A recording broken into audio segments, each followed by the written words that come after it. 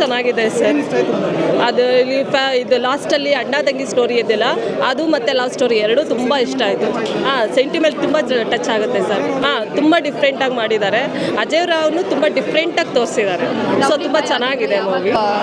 Different character. ಹೌದು ಹೌದು, ಅದು ಸೆಂಟಿಮೆಂಟಲ್ ಟಚ್ ತುಂಬ ಚೆನ್ನಾಗಿದೆ, ಚೆನ್ನಾಗಿ ಮಾಡಿದ್ದಾರೆ ಆ್ಯಕ್ಟಿಂಗ್.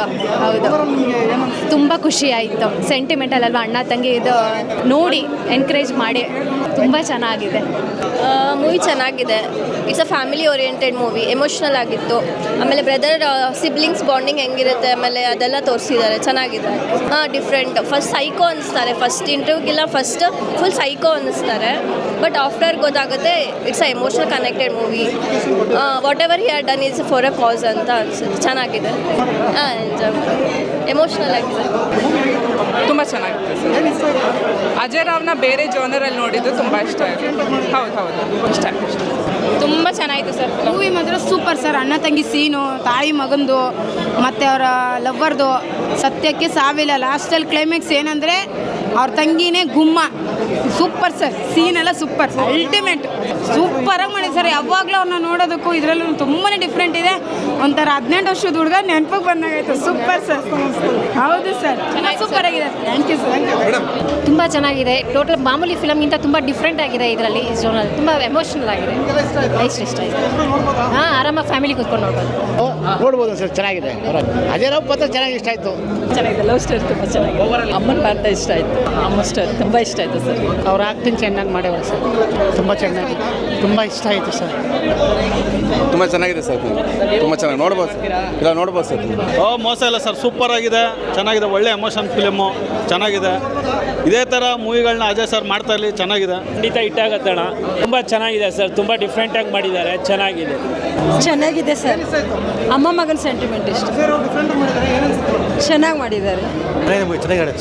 ಚೆನ್ನಾಗಿದೆ ಮೂವಿ ಅಣ್ಣ ತಂಗಿ ಸೆಂಟಿಮೆಂಟು, ತಾಯಿ ಸೆಂಟಿಮೆಂಟ್ ಎಲ್ಲ ಚೆನ್ನಾಗಿದೆ. ಆ್ಯಕ್ಟಿಂಗ್ ಸಖತ್ತಾಗಿದೆ. ಈ ಸಲ ಡಿಫ್ರೆಂಟಾಗಿ ಮಾಡ್ಯಾರೆ. ಒಂಥರ ಚೆನ್ನಾಗಿದೆ. ಎಲ್ಲ ಬಂದು ನೋಡ್ಬೋದು. ಫ್ಯಾಮಿಲಿ ಸಮೇತ ಬಂದು ನೋಡ್ಬೋದು ಸರ್. ಸೂಪರ್ ಆಗಿದೆ ಸರ್. ಮೂವೀಸ್ ಫ್ಯಾಮಿಲಿ ಸೆಂಟಿಮೆಂಟ್ ಚೆನ್ನಾಗಿದೆ. ತಂಗಿ ಸೆಂಟಿಮೆಂಟು, ಫೈಟಿಂಗು ಎಲ್ಲ ಚೆನ್ನಾಗಿದೆ. ಬಂದು ನೋಡಿ ಮೂವಿ. ಚೆನ್ನಾಗಿದೆ ಸರ್. ಮೂವಿ ಚೆನ್ನಾಗಿತ್ತು.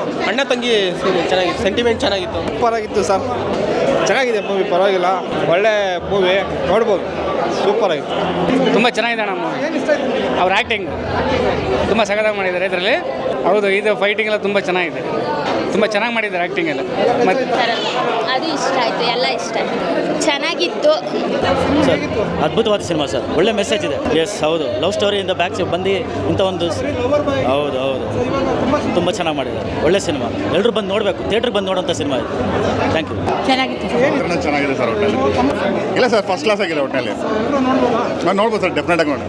ಎಲ್ಲರೂ ಕೂತ್ಕೊಂಡು ನೋಡ್ಬೋದು ಸರ್. ಅಂತ ಇದೇನು ಪ್ರಾಬ್ಲಮ್ ಏನಿಲ್ಲ. ಚೆನ್ನಾಗಿತ್ತು. ಚೆನ್ನಾಗಿದೆ. ಫಸ್ಟ್ ಕ್ಲಾಸ್ ಆಗಿದೆ. ಫ್ಯಾಮಿಲಿ ನೋಡ್ಬೋದು.